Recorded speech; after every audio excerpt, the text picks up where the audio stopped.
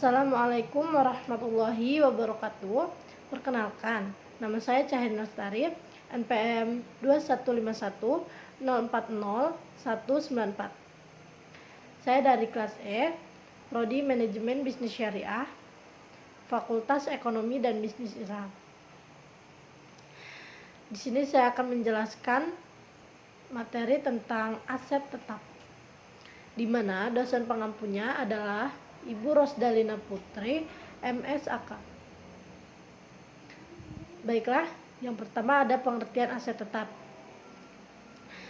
Aset tetap adalah aset berwujud yang dimiliki untuk digunakan dalam produksi atau penyediaan barang atau jasa untuk direntalkan kepada pihak lain atau tujuan administratif dan diharapkan untuk digunakan selama lebih dari satu periode akuntansi.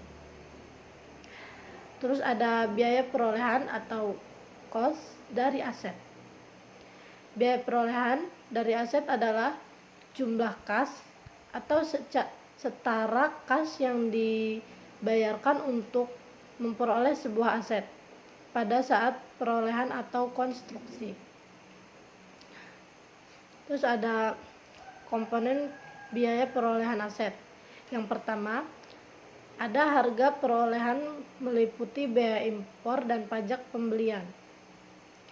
Yang kedua, ada biaya-biaya yang dapat didistribusikan secara langsung meliputi biaya imbalan kerja, biaya penyiapan lahan, biaya penyerahan awal, biaya perakitan, biaya uji coba, dan komisi profesional. Dan yang ketiga ada estimasi awal biaya pembongkaran dan pemindahan aset tetap dan restorasi lokasi aset. Ada klasifikasi aset tetap. Aset tetap diklasifikasikan dalam yang pertama, tanah. Biaya-biaya yang dikeluarkan untuk membeli tanah terdiri dari harga beli, komisi untuk maklar, biaya notaris, dan biaya-biaya lainnya. Terus yang kedua ada bangunan. Biaya untuk mendirikan bangunan terdiri dari biaya izin bangunan, biaya arsitek, dan biaya kontraktor. Jika membeli bangunan yang sudah jadi, terdiri dari harga beli, PPN, komisi, dan pajak-pajak lainnya. Yang ketiga, ada mesin-mesin dan peralatan lainnya. Biaya pembelian terdiri dari harga beli, biaya pemasangan, biaya transportasi sampai mesin atau peralatan tersebut siap untuk digunakan. Dan yang keempat ada perbaikan tanah, meliputi biaya pembuatan pagar, biaya pembuatan jalan, dan parkir. Terus ada masalah khusus penentuan biaya perolehan. Pembelian dalam satu paket atau lump sum. Pembelian beberapa jenis aset tetap yang dibeli secara bersama-sama dalam satu transaksi. Contohnya, ada PT Sinergi pada tanggal 10 Mei 2001 membeli sebuah pabrik yang terdiri dari gedung, tanah, dan mesin seharga 120 juta. Harga pasar masing-masing aset. Gedungnya 30 juta, tanahnya 100 juta, dan mesinnya 20 juta.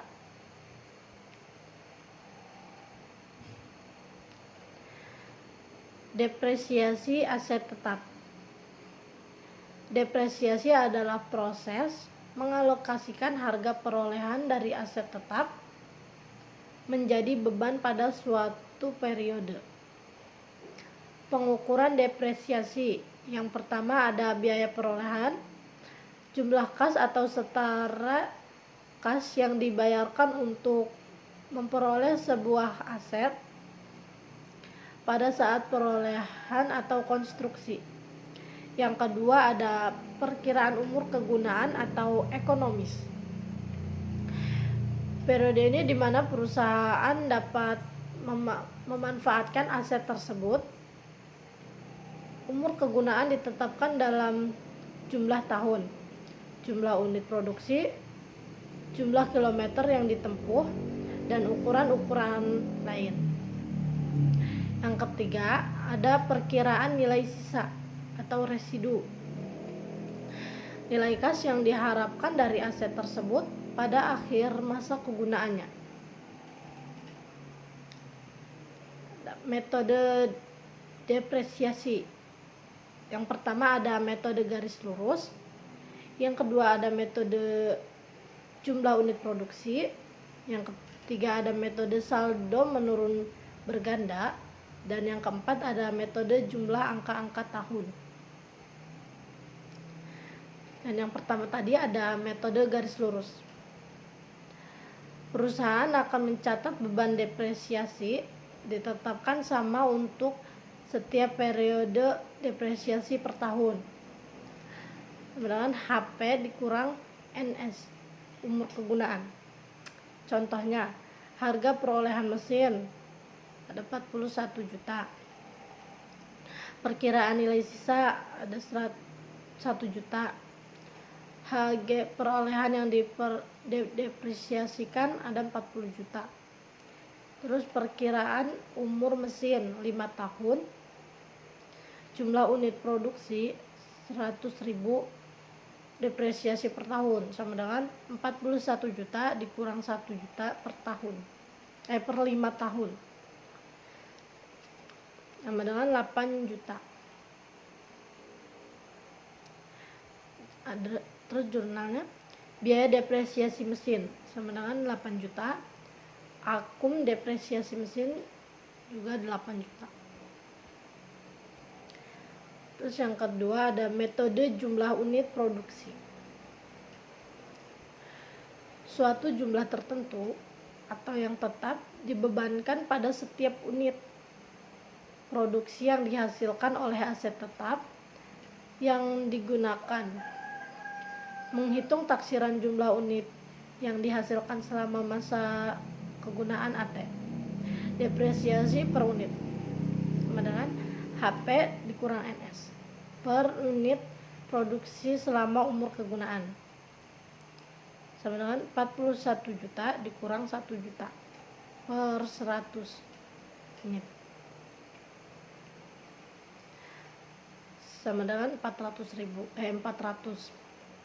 Misal tahun pertama 20.000 unit, tahun kedua 30.000, tahun ketiga 25.000, tahun keempat ada 15.000, dan tahun kelima ada 10.000.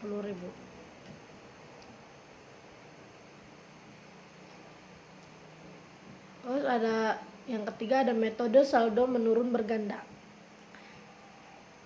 Metode saldo menurun berganda merupakan metode depresiasi yang dipercepat, di mana akan memberikan beban depresiasi yang lebih besar pada periode awal pemakaian aset tetap tersebut. Metode ini menghitung beban depresiasi periode dengan mengalihkan nilai buku aset tetap dengan presentasi tersebut.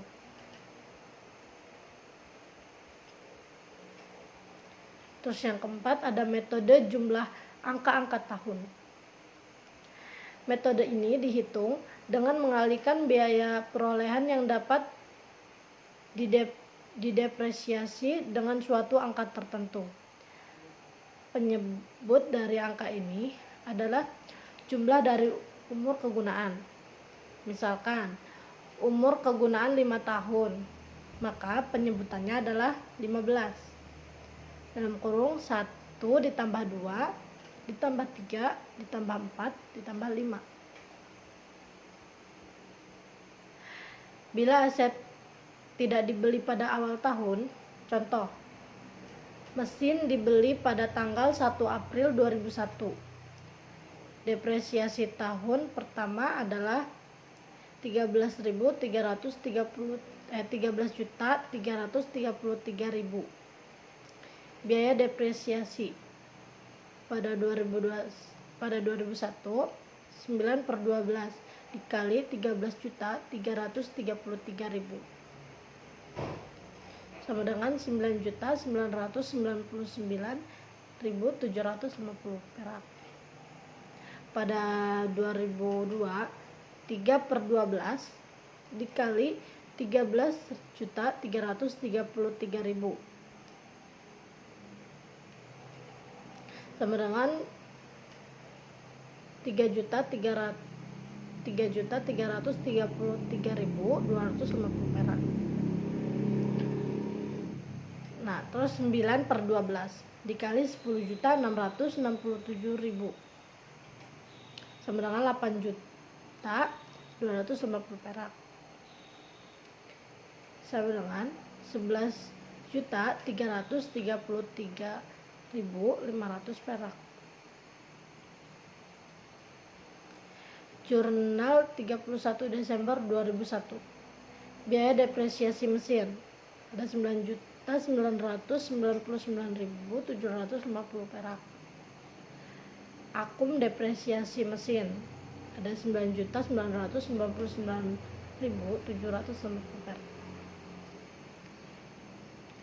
So, ada perbandingan antar metode depresiasi.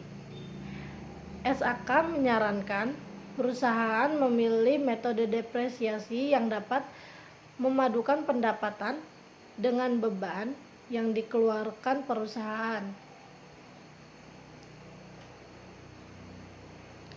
Revisi atas depresiasi periodik.